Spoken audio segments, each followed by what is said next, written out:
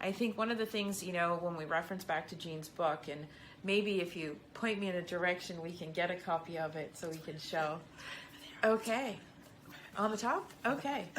So I'm going to jump over and go grab the book that we're so excited to talk about because honestly, this is the most comprehensive book that we have found that's out there right now. There are a few others internationally that we've noticed, but these are two Canadians who have written this book. Yes, Canada. And honestly, it's soups to nuts, right? It's one of those books that you can go, oh my gosh, everything's in here. Everything that went in here and out here when I was at the hospital, everything that the doctor and the therapist told me, you can go back to this book. And we don't say this lightly. No. You know, we come from two sides of the walk for this life. And it is one of these things that we've looked at backwards, forwards, sideways. We've met the authors. We know what's in here, and we wouldn't put this much effort into speaking about it if we didn't truly believe in it. Yeah. It is like the missing link for people that are living with lymphedema. I've had clients tell me who purchased it that for the recipes alone, it's worth the buy. Exactly. I've heard that from people many times. For the minimal price that it is. Yeah. What you're getting in this is like having that trainer, the dietitian, the massage therapist, the doctor, the naturopath. Like we could go on and probably fill both hands, right? I think that's one of the things. Research right in your pocket. Yeah, and I mean, it's old school. It's a book. It's not the digital thing that we're grabbing our computer. You have to take the time and actually read it, and that's the whole point: is to slow things down and pay attention. Right? So I'm going to go grab it. Yes. So. Please do. Yes. I think this book is totally user-friendly, really well laid out, really demarcated. So every chapter, you know exactly what you're getting. If you want to look at a specific subject, you can. Let me take my messy note, whatever that is out of there. Perfect. So this is the book we're talking about. It's full of great stuff. With pictures even. With pictures. So, wrapping. If you haven't remembered or you've lost the handouts that you were given when you were at the clinic, which I know a lot of you out there probably have, look, all the instructions. So you've got instructions on how to wrap with compression bandages, using tape. You've got all sorts of amazing tips in here. And then to do decongestive or otherwise. And when I was talking about headgear, some people don't know what that actually looks like. So I just want to show a picture here. So we've got neck and chin.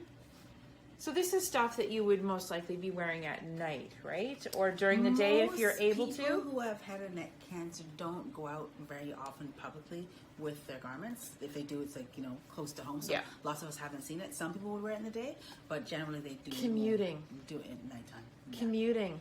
I tried to talk to a patient. It was a lovely gentleman who had had thyroid cancer and was getting swelling here. And I said, you should look at some compression. He wouldn't because he couldn't find a garment that matched his skin tone. Yeah. And that's the sucky part about garments. If you're looking for a perfect match for skin tone, you may not find it. But you'll find something really close. Like I don't know about that, to be honest. There's actually a few companies, and Medi is actually really, really good. I think they're leading the park. They're making more. Still pack. Still problematic. There are many shades in the True. universe. But they're making more, though. It won't match perfectly, but it'll come pretty darn close.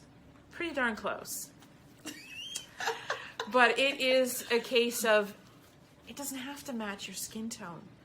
Get something funky. Get something bold. If we're neck down, you can hide it, yes. But if it's her face, I can see why that. Face, completely. Yes. But I'm talking your arm sleeve, your leg garments. Your torso, yeah. Go for something bold. Go for something, and even if it's something hidden. So if you're wearing torso garments, right? You may not see it. Your clothing may be over it. But isn't it a nice thing? Like, I have sleeves that say, live, love, laugh. I love it because when I take my shirts off, I've got all those words that are right there in my face. I can run my fingers over them. It sends a deeper message to my body and to the limb that's affected. You know, that's a little maybe woo-woo for some people.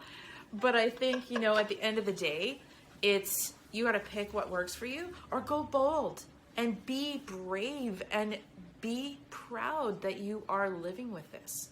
I have a green glove, and you know what? I have yet to wear it, and I'm going, no, I'm saving it for springtime, because I know I'll wear lots of spring colors, because as you can see, I'm wearing gray.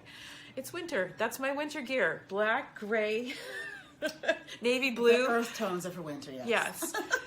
And I have gloves in all those colors except for gray. I don't have a gray sleeve. But you take those garments and you wear them and make them part of your wardrobe, right? I think that's the hard part, is we all go, oh, now I've got to put on this bandage. Even though it's not a bandage, it feels like one, right? It feels like you've had to put something on your skin that no one's going to see your skin. So therefore, do you hide it or do you embrace it? And do you make it part of that ensemble that you're wearing? So Bisa's wearing a navy blue t-shirt. A navy blue sleeve would blend in. I've worn my black with my black shirts quite often, and most people go, oh, I thought you had long sleeves on. When they realize, when they've seen the other side of me and I've got a short sleeve on this side. I don't find that I get as cold as much as I used to wearing arm sleeves, because one arm is always with the sleeve on, so I don't have to worry about that part.